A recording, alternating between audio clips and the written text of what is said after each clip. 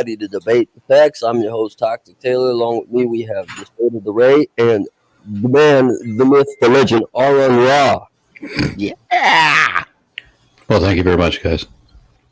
How you doing today? Thank you. Did you say how we're doing? Yeah, how you doing tonight? Oh, yeah. I'm doing all right. I'm doing better than normal. So tell us a little bit about yourself. How did you get into what you do? Well, I was working in a call center, and I had a lot of computer access. Matter of fact, I think this was like my first time on computers with the internet. And I remember it wasn't a taxing job. So like while I'm taking calls and everything, I'm also on not chat groups and everything, but I was on Usenet. I found myself on Talk.Origins back in those days. And I found I was arguing with believers and with scientists, and very quickly I pieced together who's got the goods and who's full of shit. And there were some people there that were bragging that they had voted, their entire church congregation had voted as a block the way their minister told them to, that the minister had been on the phone with a bunch of other ministers for other congregations. So they had everybody voting as a block so that they could position certain judges and senators and school board members and so forth, so that they could put right-wing evangelicals, Christian nationalists at all these different positions on every level of state and federal government.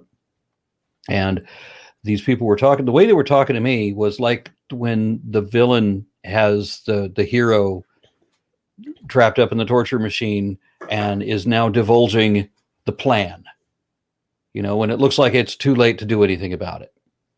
And so they were telling me how they'd already positioned all these people and how they were going to take over the country.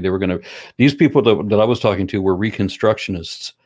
And so they didn't just want to replace our representative Democratic Republic. They with a theocracy, they wanted to replace it with an extreme one that would enforce Levitical law.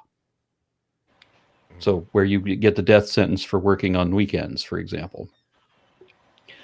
So I was thinking that it can't really be that that people have done this, but then they start bragging about all the people they've already positioned. And I start seeing things about the Christian nationalists and how they've already made these huge inroads in basically taking over the country. And so I needed to do something to contest these people.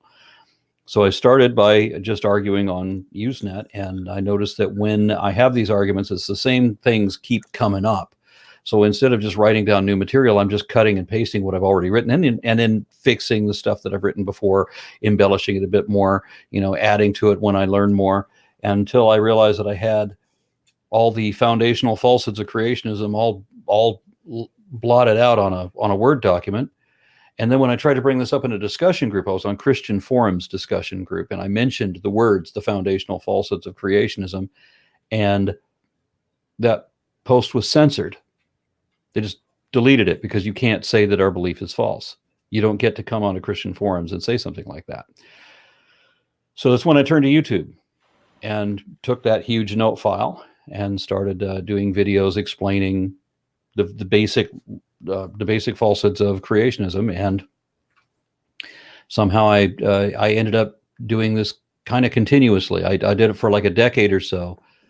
I devoted all of my time for free to my activism.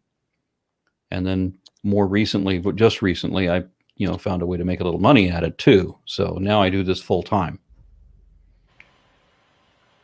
So you're a full-time creationist killer. In a world, one man. Yeah, so I've subscribed to your channel. I've been watching your videos religiously as of recently, and really, you fade in. You do kind of what we do, but you do it not like we do it. You play a creationist, and then you just fade in and correct and subtly correct everything you say. Yeah, I'm having fun with that right now. I've got a new series for Kent Hovind, his old seminars on lies in the textbooks, and just having a great deal of fun ripping him a new one with that. And he just did a response video of sorts yesterday, where he's really desperate to try to insult me however he can, but he doesn't have anything. There's nothing of substance. and it's fun watching him flail, trying to rebut my rebuttal by making fun of my name or making fun of what I look like or whatever.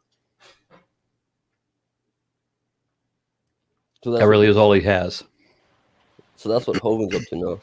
So what did you like? Did you come to the realization, like we did, that there's these pseudo intellectuals and they're trying to give us a God that's covered in bullshit?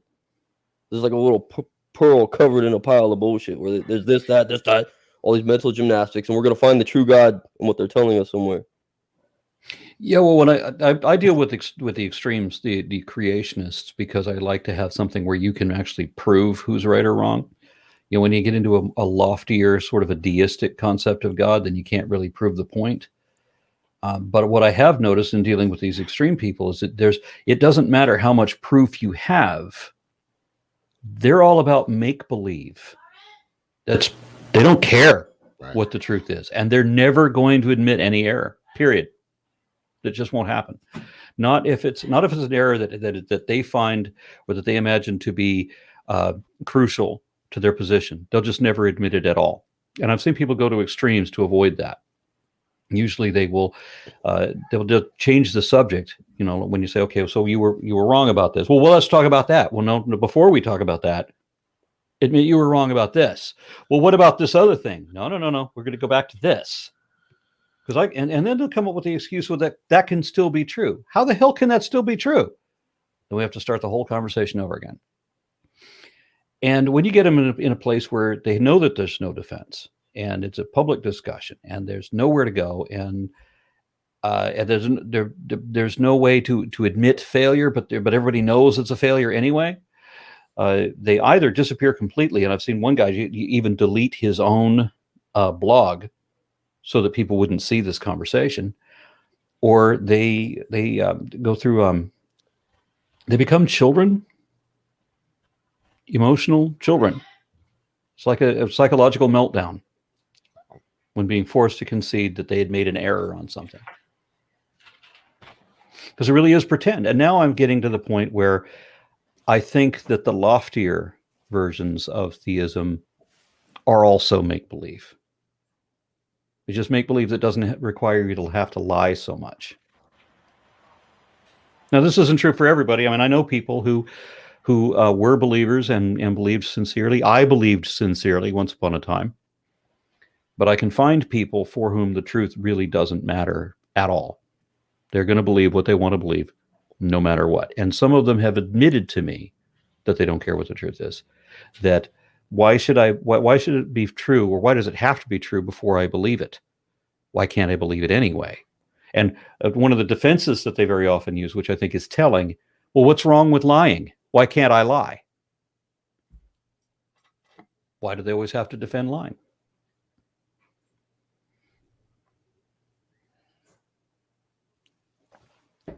A more recent one. All right, we saw you in an epic. we can call it three things. We can call it a discussion, we can call it a debate, and we can call it a conversion story, because the guys have, pervade that in three different places. so where does it started out as a discussion? I was invited to come on the show with these guys so that they could make their case, that they were going to explain their position. Let's talk about it. Okay, we'll talk about it. And somehow or other that got billed as a debate. There was no debate there was. A debate has certain criteria, and you would also invite somebody to a debate, and there would have to be some preparations made. No, let's just come on our show and we'll talk about it. Okay, fine. And when I came off that show, I spent the entire time thinking, okay, this is the same conversation I've had 1,000 times, where people are going to try to misuse philosophy to define their God into existence, and then they're going to play a word game. And then however I walk through their word game, they're going to, at some point, going to say, gotcha, and tell themselves that they proved their point. I've had that conversation 1,000 times. Yeah, well, no, let's be literal, 100. I know I can honestly say that I've had that conversation 100 times. And I didn't see anything different with this one, except in the aftermath. In the aftermath, it's billed that I was destroyed. I got onto a show with 3 people who couldn't make a case to save their lives. And okay, I tried to walk through the word game as much as I could. I mean, I really did. I figured that if I take their cues and I go through the word game, then what's going to happen? They tell me that when they say being, for example, they say, well, in philosophy, being doesn't mean what I think being means. It doesn't have anything to do with consciousness. It can be a completely inanimate, non-conscious thing. I'm like, okay. So, and then they say, is it necessary? Well, it just means, did it have to exist or could it not have not to exist? So, all right. So necessary, something that had to exist, and it can be unconscious, dead, inanimate. So if I admit that a unconscious, dead, inanimate thing, like material energy, universal wave function, something like that, if I admit something like that must exist, then they're going to try to redefine that dead, inanimate, non-conscious matter into the living consciousness that is their immaterial God. And to a degree, I saw that experiment, yeah, that's exactly what they did. They're claiming now that they were billing that they trashed me, that they destroyed me. I walked out of there having 3 failures, beat their heads into the desk. They knew that I don't study philosophy. They knew that I don't study cosmology. Now, I have conversations with people all the time who don't know shit about evolution or taxonomy, and I explain the case to them so that they will understand. And all these guys could say, knowing at the onset, I don't study philosophy, I don't study cosmology. Why do you want to arrange a conversation where we only talk about those things instead of something I know? Mm-hmm. And then criticize me that I should have studied your subject that you invited me to talk on when you knew I don't study this. So no, that's not what my education is. I'm going for a degree in something else. But their criticism was, well, you haven't read the latest philosophy books. Fine, fuck you. You know that, right? Yes. That's your counter argument, really? Yeah. So that's exactly what we got hit with. Did you now? If we're talking about philosophy, then fine. I don't think I need to do a hell of a lot of research if you're asking for my opinion. Now, what I would do is if I'm talking to somebody about evolution or taxonomy or whatever, I'm not going to ask them what they think something is and then go by that definition, because I know what the definitions are and they matter. So if you say that evolution is one thing turning into another fundamentally different thing, then we're not going to run with that definition. I'm going to correct you and then we'll move on. But they were asking me for my definition of these terms. Like with fact, for example, they asked me, is the law of non-contradiction a fact? Well, I understand that in philosophy, the law of non-contradiction is a rule and that a rule is not a fact. But they asked me how I define fact. And so I'm defining fact as a fact is objectively verifiable data. Now, I forgot at that moment, which if there was anything I could change about that discussion, it would be that I forgot at that moment that I can also take a fact, and I've said this many times, that a fact is either not in dispute, like in the case of a hypothetical situation, or it is indisputable in that it is objectively verifiable. Now, if we all accept that the law of non-contradiction is a real thing, then by my definition, which is not the philosophical definition, then yes, if nobody's going to contest it, then we can take it to be a fact. We all agree that this is real. Okay, fine. But I also know that a rule is not a fact in philosophy, and that's not what they're talking about. They're asking my definition. Curious thing. We get into this discussion, and I remember I had long held the position that it was impossible to have an absolute philosophical nothingness. You know, not just a void, not just a quantum vacuum, but an absolute philosophical nothingness. That if you have nothing anywhere, you have to have nothing everywhere. So this is my thinking. If it's impossible for there to be absolutely nothing, then there must be something. And I remember saying that there must be something. Well, then that something, whatever it is, mind you, we hadn't identified what it is. Is it material energy? Is it universal wave function? Is it a universe? Is it a multiverse? Is it existence itself? We hadn't decided. But a whole bunch of people start sending me messages that I now confessed to belief in God, because a thing exists Therefore, that thing is God. Right. Even if it is, as we said, unconscious, dead, inanimate material. Everything opposite of what God is, that thing is God. But then I remembered that I'm making a statement about science in cosmology, cosmogony more specifically, and that I had already interviewed Sean Carroll. I know that Sean Carroll, who's an expert in this field, he says that it is possible for there to have been absolutely nothing. Now, for me to make a statement in a field that I don't study, where I contradict the expert, that is effectively making a false statement. And I'm not going to make a false statement on public airways just for the sake of walking through your word game, just to see how ridiculous your word game is. So I had to correct it. No, I remember Sean Carroll says it is possible for there to be absolutely nothing. So this is before we'd even decided what my necessary thing might be, right? Okay, something must exist. No, wait, never mind. Sean Carroll says we nothing. There's no necessity for anything to exist. It could have been absolutely nothing. So I have to go with his. People got angry that I deferred to the expert's opinion and kept asking me and keep asking me today. I kept 3 or 4 people keep asking me, but what about your opinion? How can you contrasted your opinion? What difference does it make what my opinion is? Right.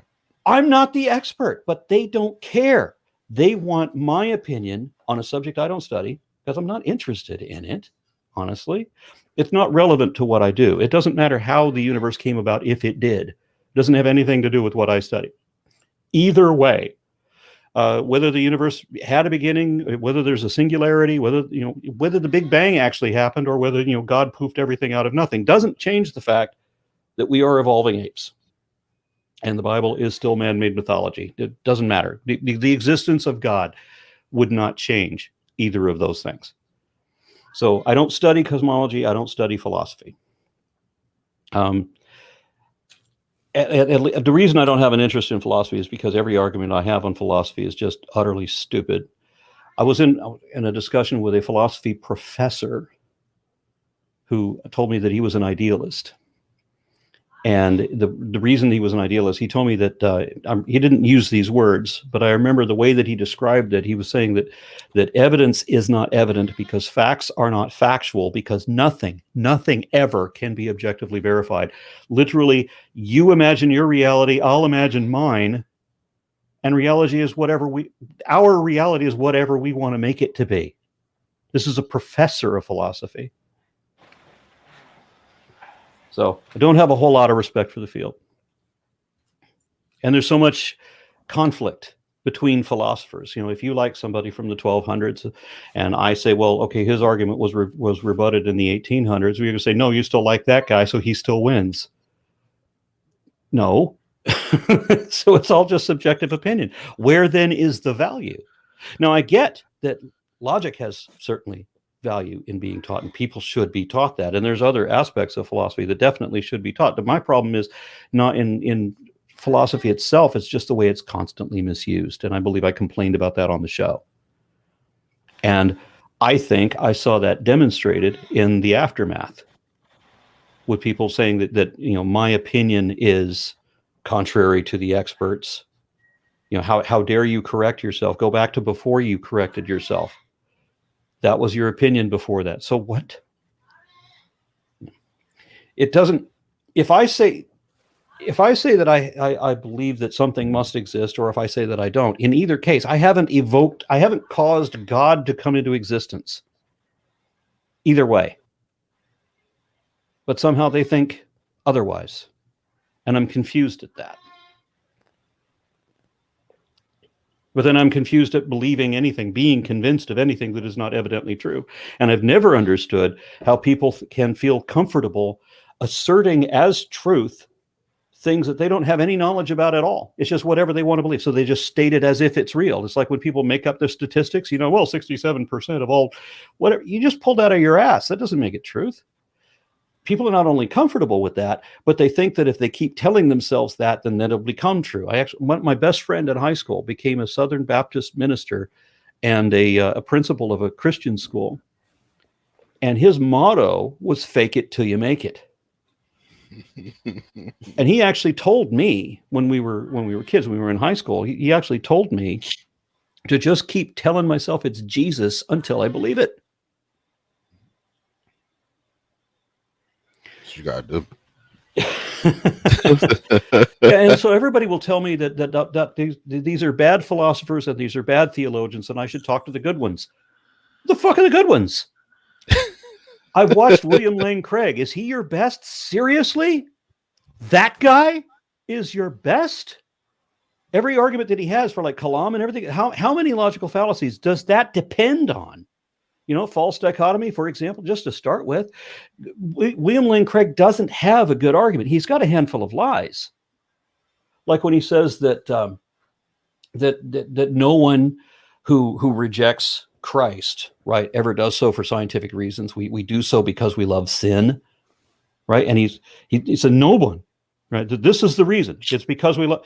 No, fuck you. That's just that. If your best, your philosophical, theological superhero has nothing but fallacies and lies, then who am I supposed to turn to? Who's the expert that I'm supposed to talk with to find out the real truth, the unverifiable truth, the truth that doesn't add up to become truth, the lie you want to believe? So when we were reviewing that, there was a point when they asked you how you were defining mind, and you gave them verbatim the definition of a mind. we put the definition up, and it was word for word what you said. So did you memorize the dictionary just so you could teach the three of them the definition of mind that day? Some things I do have memorized because, I mean, I've had this same conversations. It never changes. It was just the same conversation over and over and over and over again. But in this case, no. In this case, while I was talking to those people, I actually Googled it while talking to them. Okay, so you're going to tell me that's not what a mind is. I go to the very first definition. Just go to Google, right? Just type in Google, definition of a mind. Boom, there it is. Okay, so you're going to tell me it's not that. So I'm not searching for a specific definition. I go to the first one, which I think is going to be the most popular, the most common. And you can't tell me that it's wrong, because why is it there? Now, I do allow that there can be, like, common dictionaries do get some things wrong. If I'm talking about scientific things, for example, I mean, the definition of animal is not right in any dictionary.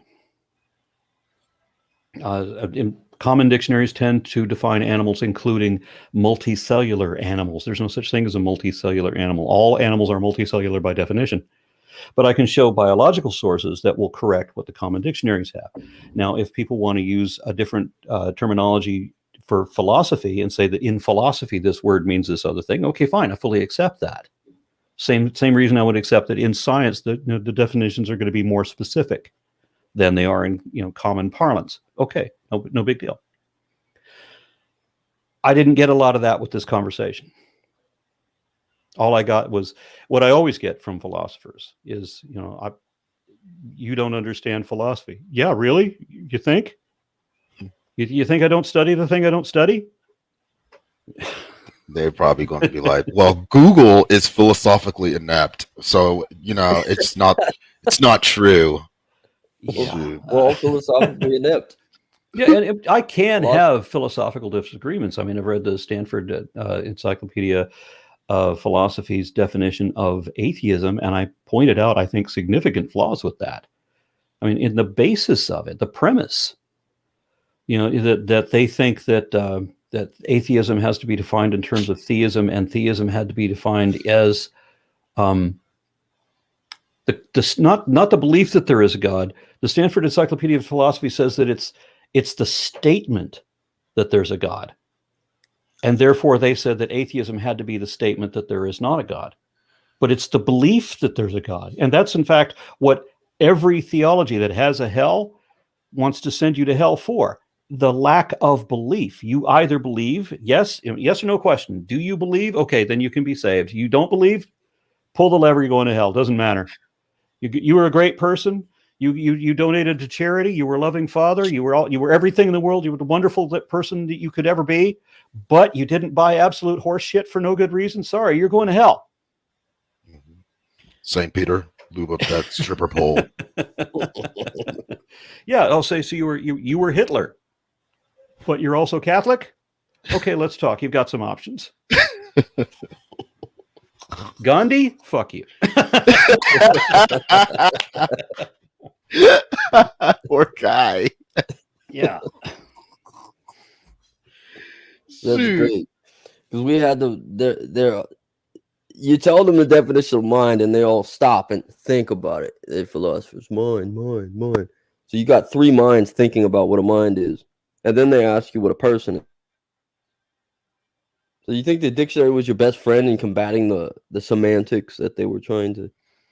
Does it have to be semantics all the time? I mean, why is it? They were saying that it wasn't a word game, but I think that in the aftermath, they definitely made it out to be a word game. Yeah. That's really what it was. And that's why they got so angry when I deferred to the professional opinion on this. I'm sorry, he's the expert, so I can't contradict him and be right. Not on a thing I've never studied. I can contradict an expert if I've studied it, if I've actually found a problem. Like I said with the philosophy of or the Stanford Encyclopedia of Philosophy on the definition of atheism, I did find a flaw with that, but I have to study it to know that. I don't study cosmology. I can't pretend to know how to contradict the experts in that field. So I'm not going to. For me to say that he's wrong is for me to be talking out of my ass. I'm effectively making a false statement. So why is it that all of these Muslims send me all these messages telling me that it doesn't matter what Sean Carroll said, it only matters what my opinion is? As if my opinion, if I hadn't remembered Sean Carroll, then that would mean that I believe in God now? Or that I've evoked God into existence by believing in him? By accepting that dead, inanimate material can exist?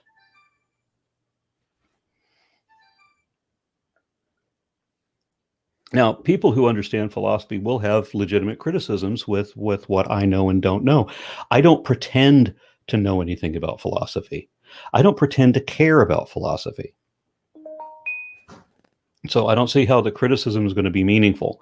What does concern me is the first time I ever had any arguments with Muslims, I was in Ireland and I happened to be with a developmental biologist. And so they target him because he was famous. And so they start challenging him on developmental biology, specifically on embryology, not knowing that is his field. And when he corrected them, and they said, well, they do their quote mining thing, which they always do. Well, here's this guy, Keith Moore, he's the expert. And the other guy says, well, no, I'm an expert too, and he's wrong. Well, as soon as they realized that, they said, you're an embryologist? Yes. Oh, okay, let's talk about geology then. Not kidding. That happened. That's on video. They realized, oh, we're talking about embryology with an embryologist. We won't be able to confuse you. Let's talk about a subject you don't study. That's the game. That's why they had me on to talk about philosophy and cosmology together. It was introduced to you as a discussion about their God, and not really a discussion. They were just going to make their case. Let's talk about it, is the way that I remember them inviting me. Okay. So what was the title of the video was The Necessary Being. We call it The Necessary Beating. Yeah, I didn't know about that title when they asked me to come on and we'll talk about it. I saw, is there a necessary being? Okay, so they've decided without consulting me that this is what our topic is going to be, because I saw the link for the YouTube thing, and I look at it and said, and on Facebook, I think it just showed the image. Is there a necessary being? And I thought about looking up what the hell necessary or being means, and it doesn't matter. If they're going to be intelligent about this, then they're going to explain to me what they mean. And if there are different words, they're going to explain what those words mean, not just criticize me. The last time I got into a discussion like this, there was a guy, Sabur Ahmad, who misdefined his own position. He was making fun of me for not knowing the philosophy that he thought I should know. But then when he gives the definitions of the two choices that I'm supposed to choose from, he got their definitions wrong, both of them.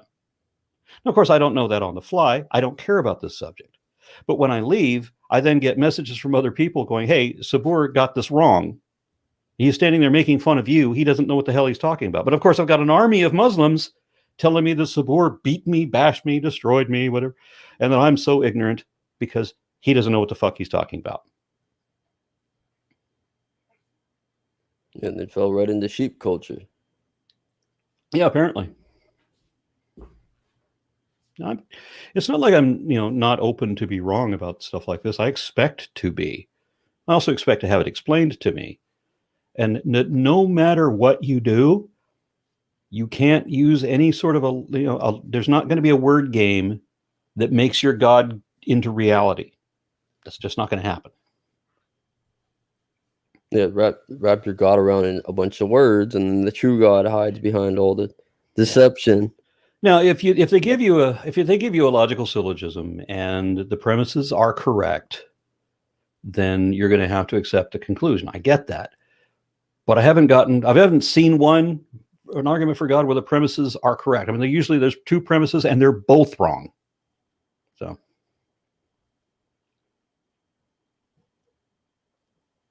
This guy asked, have you ever regretted doing an online live discussion?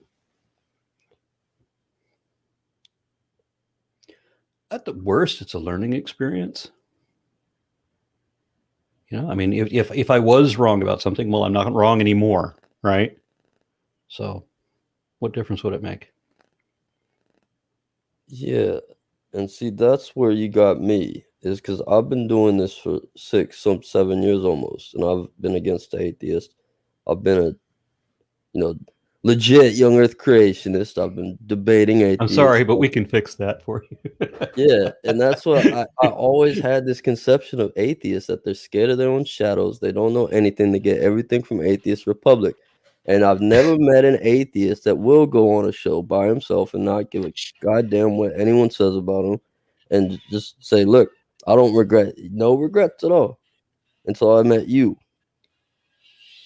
And somebody told me this shit like 5 years ago too, like, oh, if you don't believe in evolution, go watch a video by Aron Ra.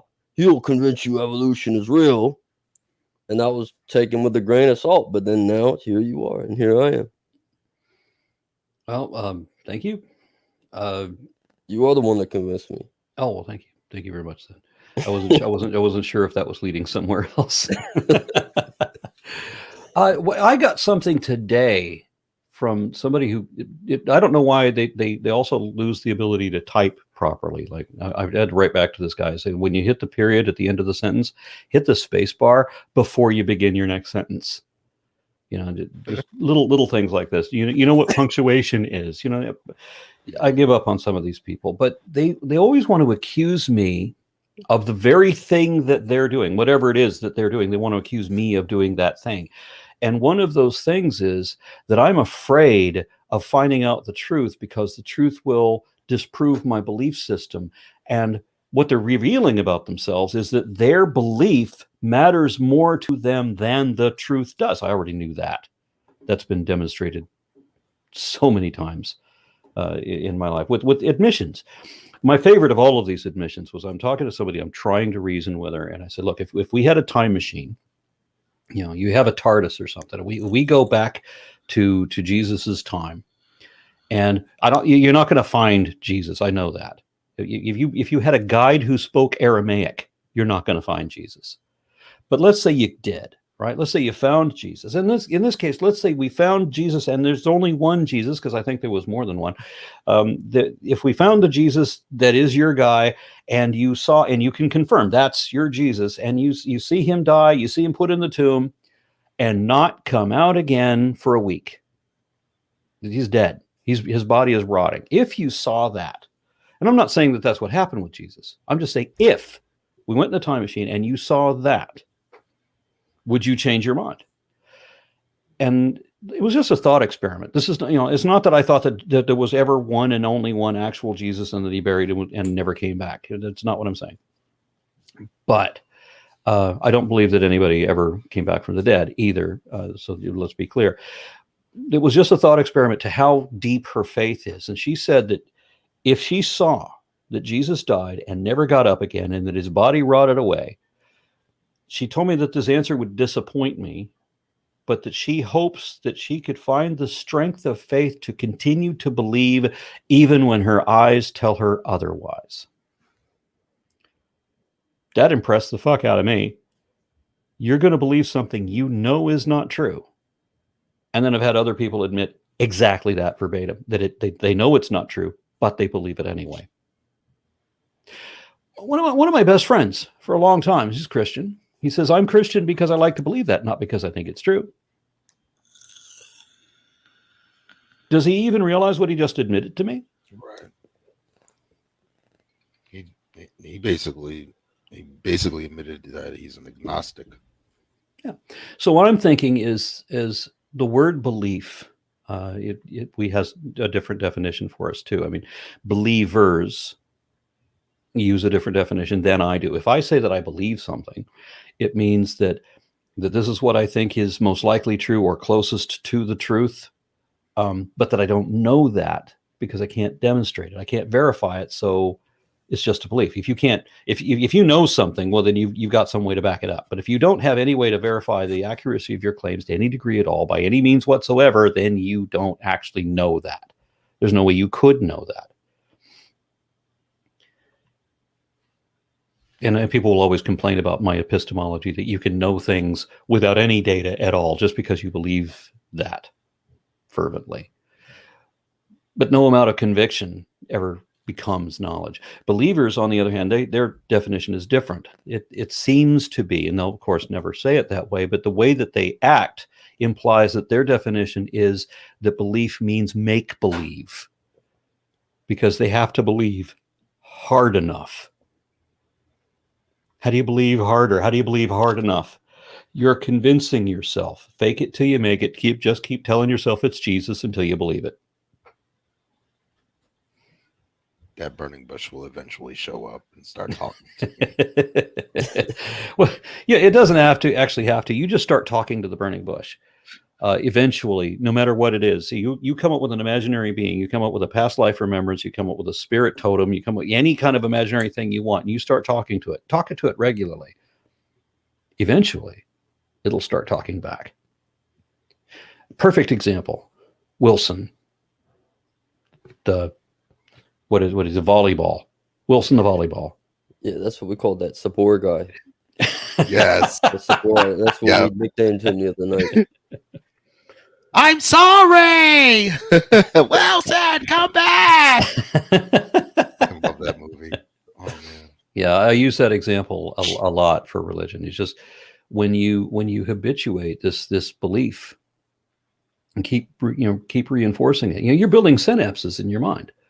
The things that you do repetitiously. The reason you remember some things and forget other things is these are the things you have to recall so often. The same thing happens with belief when you're constantly reinforcing that same belief. Well, it becomes more real to you. It's still entirely subjective. It's still imaginary, but you can't tell the difference anymore.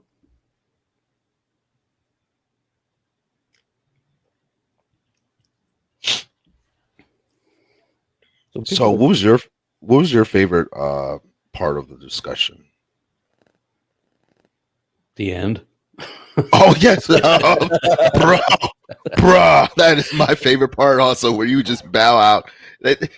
All right, here I've got it right here, and I'm gonna be. Let me see here. I'm gonna share it real quick. You got it.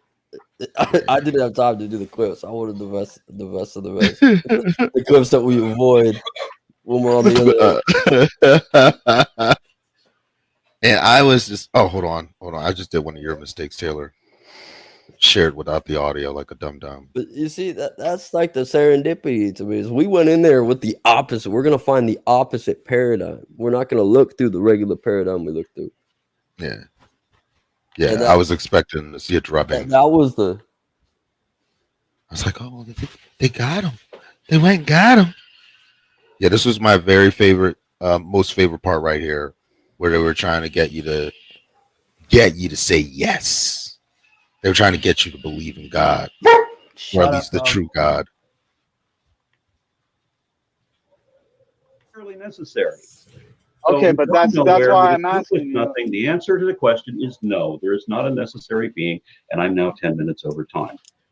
Okay, so you don't think that. Okay, all right. I mean, I'd be happy to have you back on because. Yeah, but if I come back on, I want to know why y'all believe what you believe. Not sure, but this is the process. This is part of the.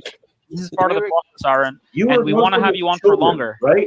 We were explaining to you why we believe in certain things. So one of the reasons why we believe is because we believe in the principle of sufficient reason, not magic. Yeah. There's one of the reasons you can get to Islam through this. One of the ways. There is. I got to point out that these guys are not being honest here. This is not why anybody. They were raised in Islam. They've been Muslim since children. And it had nothing to do with the philosophical college level philosophy they're talking about now. They had this belief as children. And I want to know why. And they can't answer that. Continue. One of the other reasons. And this is not how you got there. Why? Absolutely one of the reasons why. Well, to be honest, Aaron, I don't think you've read any books, philosophical books written by these classical Islamic scholars on the proofs for Islam. Because So you think the first time that he goes to pray in the mosque, had he read those philosophical books by those Muslim scholars? Oh, hell no. I don't know. Yeah. They haven't thought deep thoughts about their own position ever. You think they use the same philosophical, right? The same epistemology involved with like the flying carpets and the magic cloak and these random revelations about and Barack and who you, no, it only works. It's not a two-way street. This is pseudo intellectualism. Yeah, and I'm surprised because when I started reading the Quran, I thought, okay, well, this will be good. I can read the surah, I'll put down my interpretation of it in a blog post. And so this is my impression of the surah I just read. And I'll compare multiple translations, make sure I get that right. And then I'm going to confer with people who were raised in Islam and who speak Arabic, who can tell me what the traditional interpretations are, because you need that too. I mean, if you were raised in Punjab, India, and you might be familiar with Islam or Sikhism or Hinduism, but you're not going to know anything about Christianity. If somebody hands you a Bible and you've never met a Christian, you could read that Bible, you will never come to the conclusion that the serpent was supposed to be Satan, because that's not in the book. That's not even allowed in the book. It's a huge contradiction to what it actually says about Satan. But that's the common Christian interpretation. So I know that when I go into reading the Quran, I need to know what the traditional interpretations are, because they're probably not going to be in the book. So it would be good to talk to people who were raised in Islam and who speak Arabic, who can give me the different translations and different possible meanings on this in case there's some ambiguity in some instance. And I thought when I set up this plan that the Quran was going to be like the Bible, that it would say something different in each surah than it did in the last one. You know, when you read any chapter of the Bible, it says something different than the other chapters did. I mean, unless you're rehashing the genealogies, which also don't match, by the way. But I mean, you'd get different stories. And these can lead to different impressions. But to a large degree, the Quran is just repeating the same thing over and over and over and over again. Believe because we told you to, believe or else. Infidels are going to burn in hell. You don't want to burn in hell, so believe. Oh, and do good deeds, because we need you to be obedient minions. Oh, and pay a certain amount of money to support Islam. Unbelievers are going to go to hell. Yeah. That's it. If you don't believe you're going to hell is in every single surah over and over and over again. And the other thing that's constantly repeated is, we sent Moses and nobody believed him, and look what happened to them, and look at what happened to the people of Ad and Thamud, and look at what happened to all these other people who didn't believe. So you don't want that to happen to you, so believe. Every surah, every one, some of them don't have any stories at all. It's just a repetition of that same stupid thing. It boggles the mind how anybody reads that and believes that this even could be literally true. That this actually could be the word of really? Yeah. And those people, the people who believe that, are going to criticize me for my epistemology and my philosophy. I think they've negated their right to do so. It's like we got this guy. It says, well, how could God have a son if he doesn't have a wife? And then we go, well, how can God speak to us if he doesn't have a mouth? Well, how can God hear us if he doesn't have ears? Well, how can God... right? They got some A+ logic in the Quran. Yeah. And then when the Spirit of God, when God visits Mary in the cave and impregnates her, he visits her as a physical man. The Spirit of God becomes a physical man and seduces her. So wouldn't that mean that God actually does have a son named Jesus? He physically showed up, physically had sex with her. That's literally his kid. Well, then the excuse was, well, when it says Spirit of God, it might sometimes mean that it's not the Spirit of God, that it's actually the Spirit of Gabriel, who doesn't need to come up with a physical body. He's already got one. So that doesn't work. But you have this requirement that you have to say that God doesn't have a son. So you say that God doesn't have a son, and it doesn't matter if the text says, yeah, he definitely does. I read somewhere that you grew up with Mormonism. Yeah. Now that's if you know about that, that's what you're getting into with Islam. Islam is almost the exact same thing, like very literally similar. And I've heard the same arguments from Mormons as I hear from Muslims. It's the same kind of alleged miracles that are supposed to defend them, the same sort of archaeological discoveries that are supposed to support both beliefs. I want to just set one of these Mormons, sit down with one of these Muslims and just say, just compare notes on your ideology. So notice how similar it is.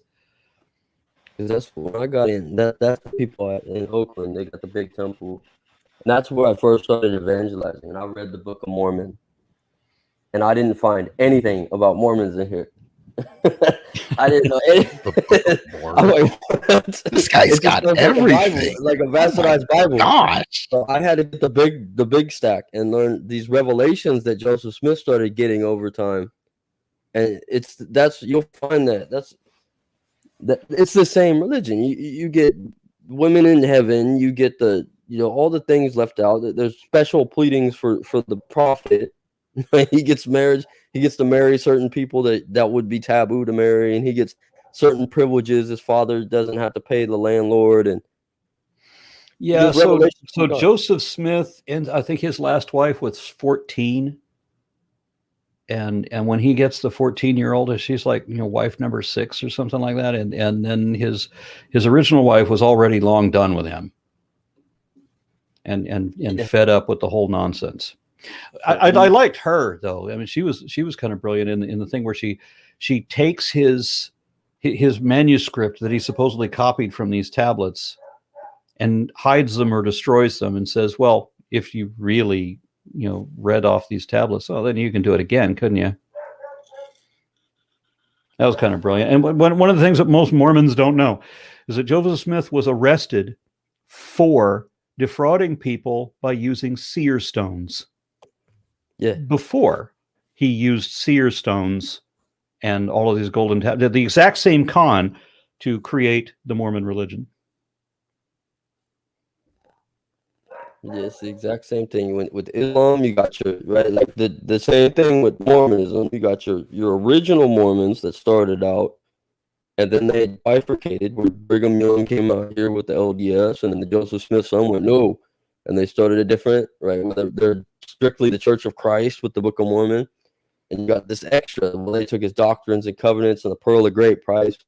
That's what you have with the Muslims. You got your Quran only Muslims. You got your Hadiths, these sayings and stuff, all these superstitious things with the prophet and how they interpret those Hadiths. You got your Shias, your Sunnis, your Ahmadis, your all this, and it's based on how they interpret these extra biblical or extra Quranic documents.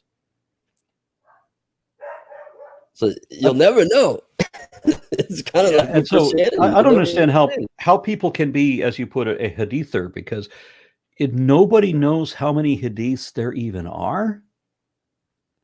Then how the hell do they know whether any of them are authentic or accurate about anything? Well, they have several. They have their what John said to Paul, said to Peter, said to Frank, said back to Mark, said back to Simon, the Zealot back to Jesus. And they consider that an authentic chain narration because it's not broken. But if they have just one guy like Abu Huraira said this, and that's what's postulated. But then when we have these authentic chains, you have these Islamic scholars come and try to argue with the authentic chain. So it becomes nuanced. Like, I've never had a Muslim come give me a consistent story. Because there's one that does hadith that say that the Prophet's wife's 6 years old. And that's a legitimate hadith by schools up until like 2021.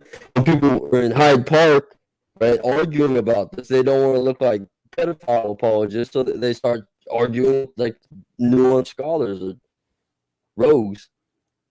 And that's what it's like. It keeps getting, the Quran tells us, hey, we have a very clear message brought today, and that's Islam is clear, it's logical, and then when you meet the Islamic apologist, it becomes word games and nonsense.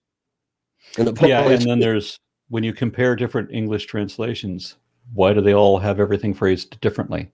Very different meanings. Even the titles of the surahs are sometimes dramatically different. I came upon one where I couldn't understand what it was talking about. It was worded so badly, so I had to compare it to 6 different versions before I could figure out what it was trying to say. That's how clear it is.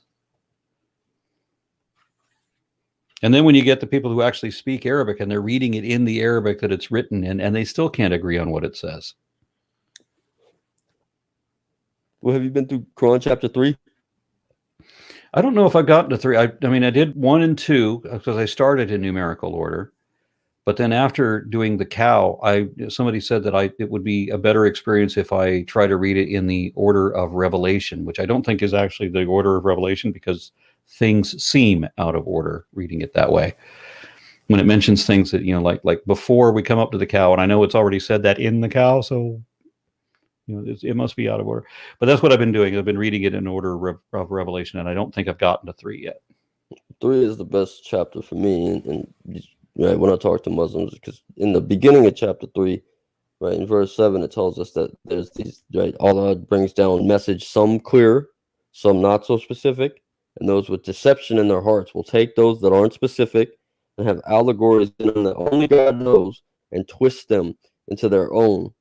But then when you get down the chapter, right, down to verse 136, I believe it's saying that if those who hold firm to the rope of Allah will be guided rightly, because he only guides who he chooses. And he's made these verses perfectly clear to you. the same chapter.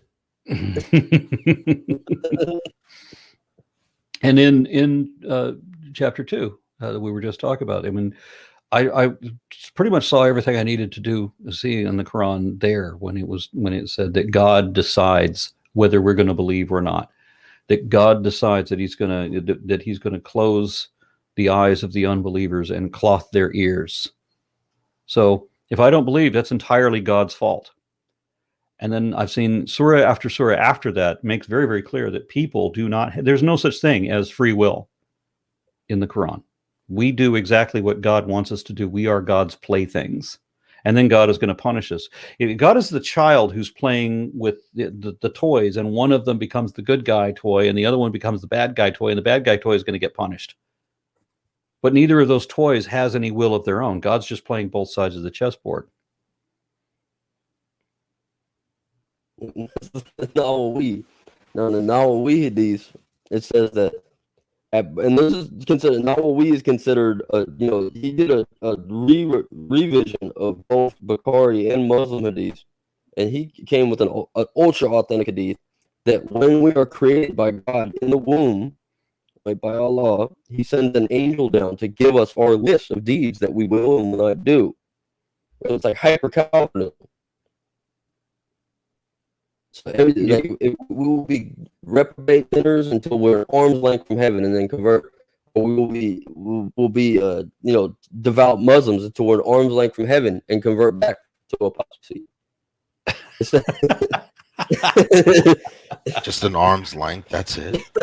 These are authentic hadiths that they're trying to rationalize. Like, there's one that says that, like, when we're born as babies, that you know, the shaitan comes and touches you right when you come out, like touch the head when it was poking at the mom. And Jesus is the exception, because when he came to touch Jesus, he hit the placenta. It's grown people, scholarly people, intellectual people believe that. Yeah, and they spent hours studying it too. That bewilders me. I mean, the thing about when Jesus was born, that he's already arguing with the other villagers on day one of his life. He's not even a day old yet, and he's already speaking when it is not physically possible for a baby to speak. The air passages are still in the chimpanzee stage. You know, because chimpanzees' throats and larynx they're different than humans, but an infant, a newborn infant, has that same configuration, and things move, so that the infant is no more able to talk than a chimpanzee is, even if they had the brain power, which obviously they don't. Even if you had Jesus' brain, you wouldn't have the physical structure to make words. And it would be kind of helpful to make words if you had teeth. So it just stuns me that anybody could read any of this nonsense. And I'm so intellectually superior because I believe that Solomon could talk to animals like Dr. Dolittle, and that he had genies working for him. And one day he was talking to an ant, and another day he was talking to a bird. And fucking genies, wait, back up. Wait, they got genies in the Quran? Yes. Are you serious? Holy smokes! The genies are the demons. The jinn kind. They believe. Oh, the jinn. Oh, like ghosts. Oh yeah, but yeah, that's what a genie is. Yeah. Okay. See, now see. Yeah, you guys lost me on the discussion of the Quran because I'm very religious ignorant. You know, holy smokes. Oh, well, you haven't read the latest books on religions. We've yet to see a YouTuber apologist come and tell us how we can come to the conclusion, Philip, with a logic reason, right? Logic, philosophy of how these jinns, right, come out of the fire and stuff, and have women fall in love with them, and then fall in love with women. We're never going to see that on the Muslim. We're just going to see the one side, the one road that leads to right necessary being, kalam, cosmological, but God, one God, yes, one God. Now, right, wholesale, you got to take my book with it. Why can't I take the Book of Mormon or the Bhagavad Gita? Right, if I come to the conclusion there's a God, why can't I just go, hey, well, why can't I mean the Book of Mormon, believe in that God? That was the thing that really mystified me about a lot of theists. I mean, my version of God was far beyond when I believed in God, and my version of God was far beyond Scripture. There was no Scripture that got it right, none. You know, so when I believed that God is this thing, and that other people write all these stories about God because they don't know. What do people know? And somebody gave me this analogy that there's a bunch of blind men trying to describe an elephant. One grabs the leg, one grabs the tail, one grabs the trunk or a tusk or an ear, and they all have different perceptions of what God is by their little piece of it. So if God was real, then you have all these religions trying to describe him, and all of the religions are wrong. Even if there is a God, all the religions are wrong. And there's a word for that. It begins with a P, and I can't remember it right now. Perennialism, I think. So that was my position, when I was a believer. I mean, I called myself Christian because I believed in Jesus, because everybody told me that there was a Jesus, and I didn't know how much bullshit was involved in the whole belief system. I certainly didn't know that it was something you literally had to make believe, that you had to convince yourself, even when there's no evidence. They just told me that there was evidence, and then couldn't ever tell me what that evidence was. So I'm impressed that anybody can hold to these belief systems and hold to the one in Scripture, because I rejected that when I was 12. I started reading the Bible the very first time as a little kid, and I threw it across the room in disgust. You know, I was told that the Bible was the Word of God, and that it would be that God is love, and that God is pure wisdom. You don't find that in the Bible. No. Well, you find God is love, but you don't find. No, it's not. You'll find the words, but clearly these are not the words of a supreme being. These are not the words of a superior being. These were very inferior beings who wrote this. Yeah, it's humans. Yeah, we even have mistakes in numbers and stuff like the number of the Benjamites at Gibeah that faced off against the rest of the tribes of Israel. It's wrong in Chronicles. It's absolutely wrong from what is in Judges. Let's look at the logic of it. The book actually says, "What do you want attention?" They got numbers wrong. The book actually said what? I don't know if you come here. We got 3 different versions of King Saul's death. Yeah, and then you've got this thing where you say, "I will blot out all memory of Amalek," right? Yeah, and Amalek too. So you're going to say the book says that the purpose of killing Amalek and blotting out and killing all of his people is to blot out all memory of them. And we're going to blot out all memory of them by writing their names in a permanent record in the Bible. Yeah. Brilliant. They existed. You kind of defeated your own expressed purpose there. We're going to write about them. Man. Yeah, 2 versions of this event, and they have different statistics, right? In one, we got God gets pissed and tells David, "Go number them." He tempts him. And then we have another. This is Satan tempts him. He was pawing at me to get pets. So that's why they say God got mad and sent Satan. But the Bible also was confirmed that but God got mad and sent Satan to Judas, to King Saul. But he removed the spirit. But then we interrupt the theology of, well, once saved, always saved. Well, how could God remove the spirit of grace from somebody and add a devil to him? So the first time I ever had a theological discussion at all, I was 14, and I was making fun of Mormons. And my mother told me that I have never studied Mormonism, so how can I make fun of Mormons? And I said that she said that was hypocrisy. And I'm like, you know what? You're right. I would be a hypocrite if I'm criticizing something I don't know about. So she had her missionaries, whatever they call the elders, which is funny. Why do they call them elders? They're barely out of puberty. So they have these guys, basically what I would now call kids. You know, they're all like, 20 something. They all come. There's like 6 of them, if I remember right. They all come to talk to me about Mormonism. And everything they said was just so far beyond stupid. It's just like what we were just talking about. It's amazing that intellectuals believe this kind of horse shit. So these guys tell me, for example, that God has a body, and that God made us, and that if we live good and saintly lives, and we get married in the temple, and we have good and saintly woman, then when we die, we will become gods of our own planet. Okay, so you're telling me we're God of their own universe. I can't remember which one. So you're telling me that God was some guy once upon a time, and now he got married in the temple. It was good and saintly life, and now he's our God. No. God is God of gods. When you become God, are you going to tell your people that you're God of gods? You want them to know that there's another God above you? Because they're going to try to go over your head. Now, these are arguments I'm having at 14. I asked these guys, so you're saying God has a body. He exists everywhere and everywhen throughout the multiverse, and his arms reach this far. He exists on every planet in every galaxy simultaneously, and he has lungs and nipples.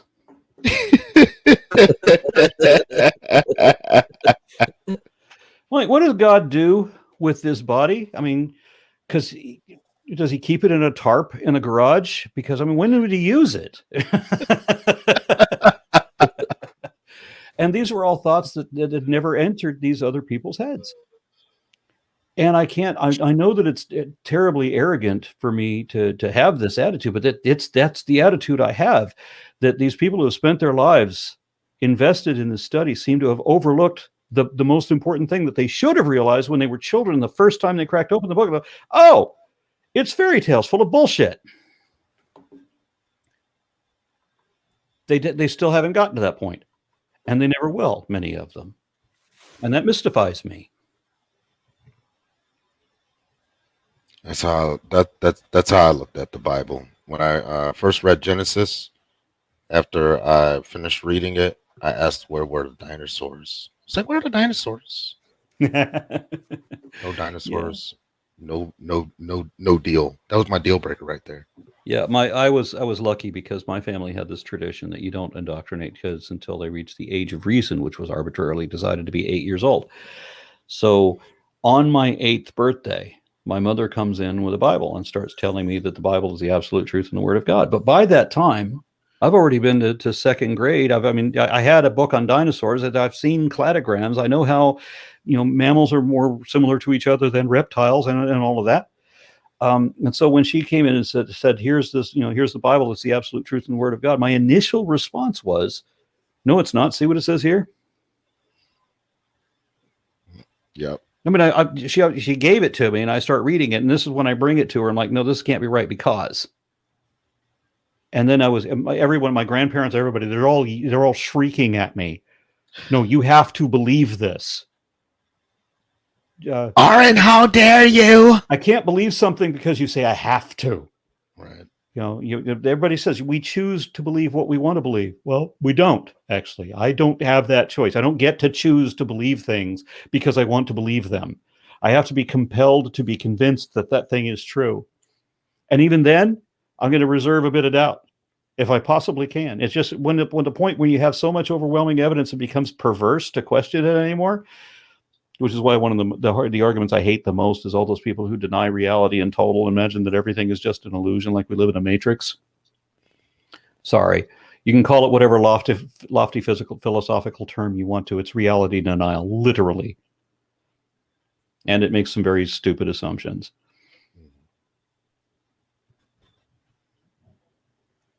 Well, anyway, I'm going to have to bail here shortly. It's been fun.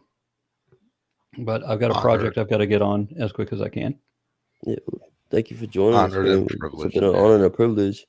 Oh, yeah. No honor stuff. That's my saying. That's my saying. That's my Taylor. Don't steal my saying, man. What's wrong with you, bro? That's my hashtag, man. Get out of here. You have to. All right.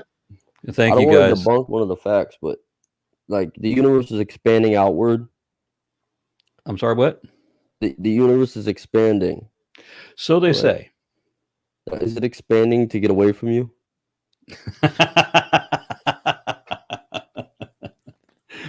Okay. All right. Talk to you guys later, guys. Thanks for having me on. Oh, thank you. Enjoy your evening. Peace. Let's throw it up. Thank you, everybody watching. That was the man, the myth, the legend, Aron Ra, came in to talk about his epic dumbfounding of the whole world. Hey, Taylor, you're breaking up there. I'm breaking up? Yeah. I wrote it in the private chat. I thought you would see it. Your audio is a bit scratchy. Wasn't too bad, though. That was friendly and productive. So, yeah, go ahead, leave your comments about what you want. Yes, Aron has made skeptics of the whole world. And for those who deny the power of Ra, they will face debate DeVille. You will see a lot of strange content here on Facebook and YouTube as of now. Because the man's got 30 years on me, but when he falls, I will pick up that flag. When I fall, Ray Bay will pick up my flag. What? Hell no. I'm volunteering you. All right, yeah. You know what? I don't know already. I'm gonna put you in front of me.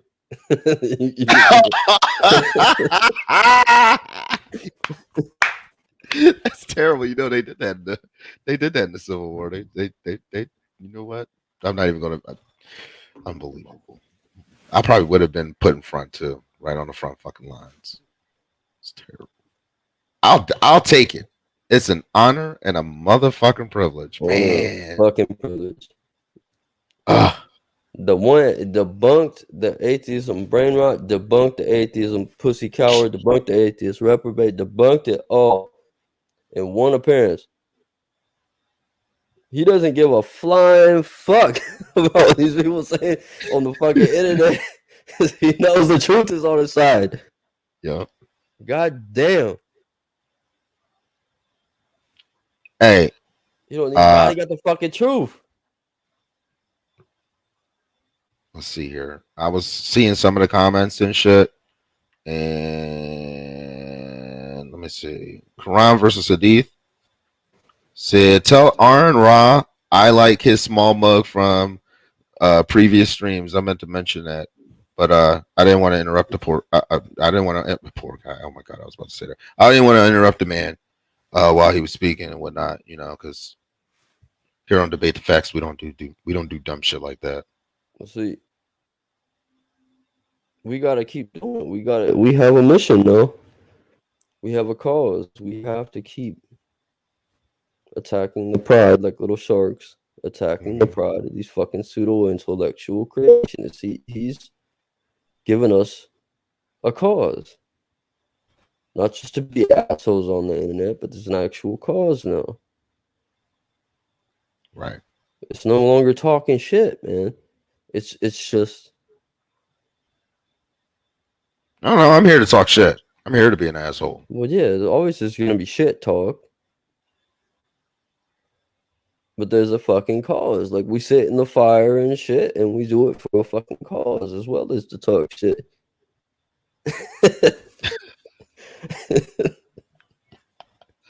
Oh, burning our asses and wrestling jimmies at the same time. It's fucking amazing. I love it. I fucking love it. I love it, man. We got, you know, this. Oh man, I was like, you know what? When I was messaging him, I didn't think he was going to respond back to me. I'm be honest. No, he's a man of humility. He came. Yeah, he knows it. He needed to come. He's the prophet.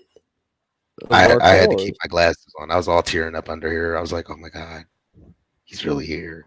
Fucking A. Ross Friendly, we do the show Tuesdays, Thursdays, and then Friday we usually attack one of the pseudo intellectuals, and we do have one on the radar right now, so we will be back tomorrow night to do that.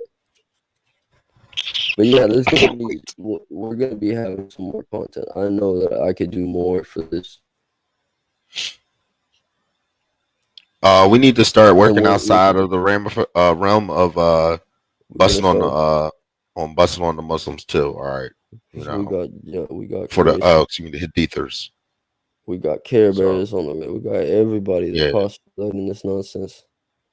If you have pseudo intellectuals you want addressed, they can, one, I'll do it personally, and two, you can send me their videos. And we don't need to coming for you. We don't need We're coming for your asses. Yeah, we don't like to watch videos before. We like to watch videos live. In the moment. As I was saying to him, virgin ears, virgin eyes. Talk to me about the Bible, some religion in my scope, like Mormonism or Islam or Christianity. Can't talk about Judaism though. But talk about what? Jews? I don't want. Yeah, I don't want to. They're not in the best. They're not standing in the best light right now. But I don't like to talk about dead babies and shit like that, man. That's not my cup of tea. Yeah. I don't like any motherfuckers that kill babies. Fuck them. Fuck them all. I'm 20 on live. But yeah, if you want to see, if you got somebody that's hooting and hollering Christianity, send them my way. You got somebody that's hooting and hollering, send my way. If you got somebody that's making a debate video or review about pseudo conversion of Aron Ra, please send them my way. Because what we got to lay off the Hadithers? Is that what you said? Are you pulling a virtue? Are you trying to virtue signal? Oh, say that again. We got to lay off the Hadithers. Oh, I was just playing, man. I'm just playing. We're Fuck not gonna. they're fun to pick on. Fuck that. Fuck those guys, man. Shit. You know, not personally, but you know, fuck their feelings. Shit. They can't take the heat. They just can't take the heat. You know, we're the fucking heat. We coming for these motherfuckers. We're gonna watch their videos. We're gonna debate their fucking debate their tactics. We're gonna fucking criticize their tactics and shit. People can say whatever the fuck they want and feel however the fuck they want to feel. At the end of the day, it is what it is, and neither here nor there. Did he answer that? Did he answer the last fact? He wanted to leave that shit ambiguous. So there will be a fact in Aron Ra tomorrow. Oh man, them jaws had me rolling. I'm at work and shit, just fucking loving it. Man, that shit was crazy. Oh, we should have showed him some of them joints. Just posted them up in the. I tag him and everyone. He knows about that. Oh yeah. Oh yeah, that's right. Yeah, you did about one of them. Like, I thought the show was on Thursday. He sees them. He sees everything, man. What do you think? He's he's all-seeing Aron Ra. All-seeing, all-knowing, omnipotent, omnipresent. Is that man fucking God? Shit. You know, I asked myself that too. I was like, you know what? His name, Aron Ra. Is he God? Maybe he's God. And I just don't fucking know it yet.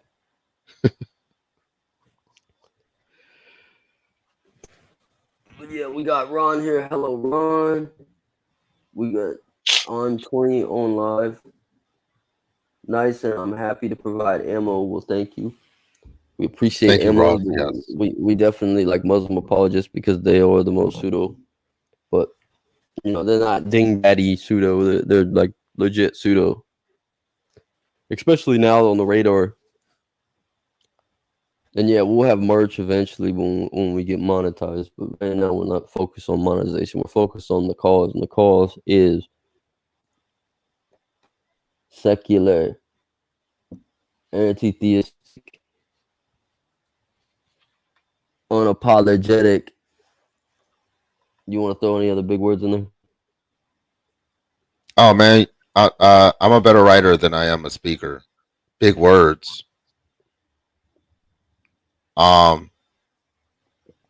Like and subscribe. Don't be a tool. Don't listen to what the end of this video says. Just like and subscribe. Shit. Tell your family. Tell your fucking friends. We're the hottest fucking motherfuckers in town right now.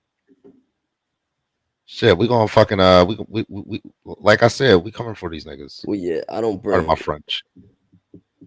I don't bring anybody on the show. I'm fitting to fucking be against. So I'm a hospitable host, but if you think there's somebody out there that I need to talk to, I'll go where I need to go.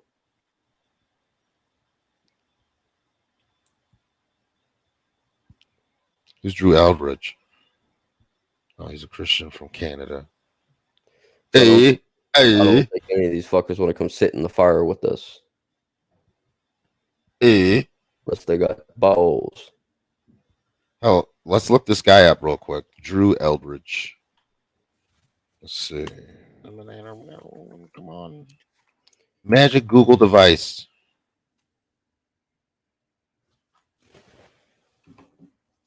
Oh, you gotta be fun. Well, yeah. If you want to see, tell Drew that hey, there's Taylor, and he wants to discuss the Bible with you. I'll go where I need to go. We got James Gibson. I'll go on James. If James want to host that, if Justin want to host, I don't give a fuck.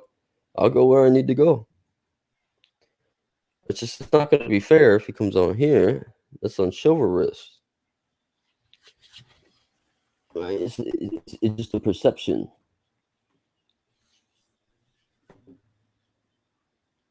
His YT channel is called Christian. Welcome to the side of reason, Taylor. Well, I thank you. Night, Ron. It was a pleasure meeting you. Thanks, Ron. Night, Ron. Good night, buddy. Ron, it's gotta be like 3 a.m. where he's at. Yeah. Yeah, we're unwinding from what just happened. we had a it's like meeting a fucking movie star or some shit like that. It's like having like a movie star in your presence. We had the man that created this channel. Without intending to. It's starstruck. Shit. We're fucking like, starstruck. Shoot. Oh man. I'm definitely painting this wall green now. That green screen of his, fucking immaculate, beautiful. Taylor, you can learn a thing or two from that man. Okay. There's a big fucking word right there. Immaculate. Golly. That's right. This was a impeccable interview. That's what I said. I worked up the courage to say it to him. It's like, I have never seen anyone with courage. I thought I was the most courageous. I thought I was the most bold. I thought I was the most believing, the most confident. And then I seen you go on that fucking show with those fucking assholes. And you knew exactly what you were fucking doing. You did not give a flying fuck how they spin that narrative. You had the fucking truth on your side the whole time. And a powerful ally that is. The mug. Wait, are you an atheist now? Who said I was an atheist? Taylor, now that you're an atheist, would you agree that theism requires presupposition? That's a very long ass word. It requires one, yeah. It requires one to stick to their guns no matter what. You have to view through a certain paradigm. And that's what we did. Like when we did the first show, we said, no, we're going to take the opposite paradigm. We're going to look at this and we're going to find a way this motherfucker won the debate. And we found it. And that's all you It wasn't even hard. It's all you have to do. It's that simple. Like, just tell yourself something. Look for things. And that's exactly how this shit works. That's how if you don't look at the paradigms, not the substance in the paradigm. We gotta explore the paradigms of why does a Christian believe this Christianity, or why does he believe this Christianity, or why does they, it's the same with atheists. I've seen it. The atheists have reinforced my, faith for several years.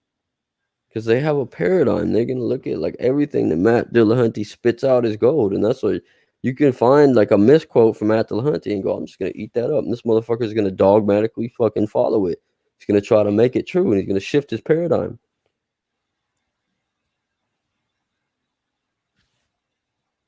Moral says we sound high. Yeah, no. We're just sitting in it's a little starstruck. We got a visit. Yeah. I don't even know if I'm still alive, but we're just taking there's people in the comments and shit. Everyone left when the man left. Taking it in. That was you can't. I didn't want to say anything stupid. I was just like, Ray, don't say nothing fucking stupid.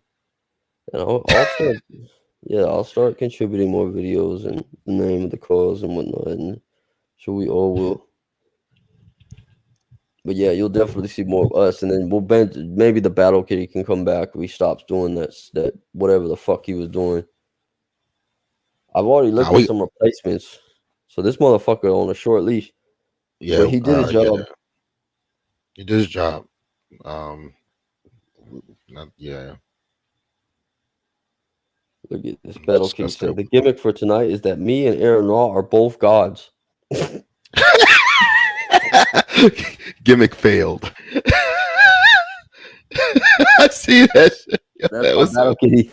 You didn't see no Battle Kitty tonight. Oh my god! This motherfucker can't hold one of his shiny dodos lit on fire to Aron Ra.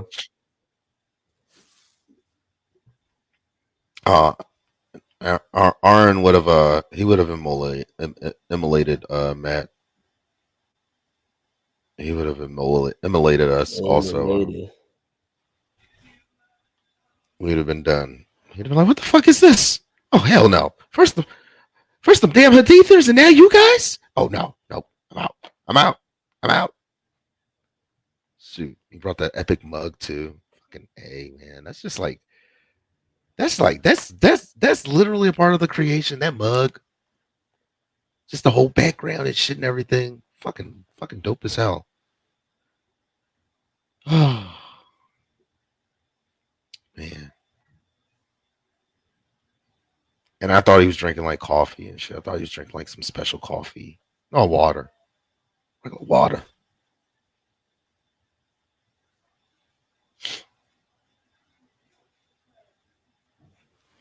Yeah, so to our 3 viewers, what do we call? We're gonna end it in a minute. But yeah, I think they lifted our shadow ban because we had quite an influx of subscribers. We're talking about people talk about they subscribing. So we get a little off the rails, but yeah. Oh shit, okay. Yeah, I see that little bump right there. We got a bump. Good bump too. So we're definitely you're gonna see us following Aron Ra like a shadow. We got some more victims. Couple of groupies and shit. Yeah. We're gonna be we are the biggest Aron Ra right knights there are. So I can't believe the man's elocution alone when he talks to people, he's not trying to gaffle you. What did you think about that interview? I give it a 10 out of 10. 10. 10 out of 10. I wish I could give more than 10 if that was feasible. I mean, that was out of the ballpark. And I see this comment here. It's better than the EA show. I'm like, yeah, you damn right. Sunk my heart, and my little heart sunk. Thank you, Ross. Ross, you the man. That's far how better graceful than the EA show. Props to you, Taylor. That's how graceful the man's presence is. Yeah. He's chill as fuck. He's really chill as hell. Yeah, cool I was just guy. Like, we can hang out with and shit. Like, he's not one of these fucking assholes that has to push his narrative. He's just telling us this is what I do and this is why I do it. Mm-hmm. And that aura follows him around. He's not pushing it in front of him. It's following him. He's the fucking Aron Ra.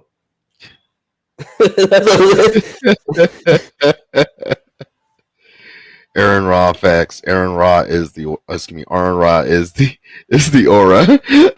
I'm gonna stop saying this man's name wrong. Ra. He doesn't push it in front. Jesus Christ, Taylor. I'm gonna stop saying this man's name wrong. Oh my goodness. He's like, it's Aron. Like, Aron, please. Please. Oh man, fucking epic. Fucking beautiful. Just what a beautiful soul. A doge and a cat. I'm just like, hey, look at this guy. He's living his fucking life. He's chilling and shit. You know, I wish I could be like that. I really do. That's what I want. That's how I want to be. Just chilling. Living my fucking life. Doing what I love to do. You know. Eventually I'll get to that point. Living. Yeah, for those of you just tuning in, you missed the interview, but you can go back and see it. Maybe you want to bring the Battle Kitty on? Right, what now? We suspended them, didn't we? Yeah, we suspended them, but how are we going to end the show without the Battle Kitty? Cutting the Battle Kitty off with it. All right, yeah, let's bring the Battle Kitty on. Did you send him the link? We'll send him the back. Yeah, he didn't embarrass us in front of Aron Ra. That was good. Yeah, bring him on. Aron is the great one.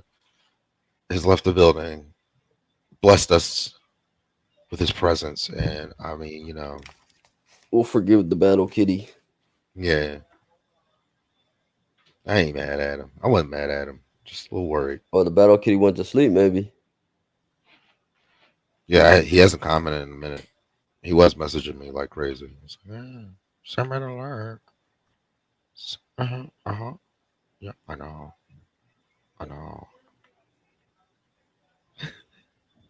No Battle Kitty.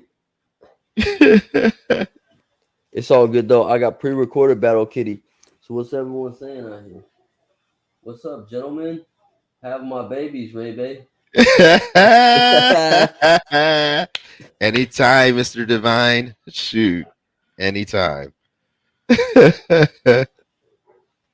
Why y'all always spell my name wrong? Why does everyone spell my name? It's either my last or my middle name. Oh my goodness. Oh my god. We don't. I swear I'm schizophrenic right now because like my last name, my name just keeps getting spelled wrong. I know. Oh my god, like I know, and I'm better than everyone because I know how to spell my name right. Because I know, I'm just so superior. I know, as a pussy vagina god, I know Jesus vagina, Jesus had a vagina. I know. I know. Like, I can't do it. I know. I know. Yeah, I know. I know. Yeah. I know. I know. No. I know. I know.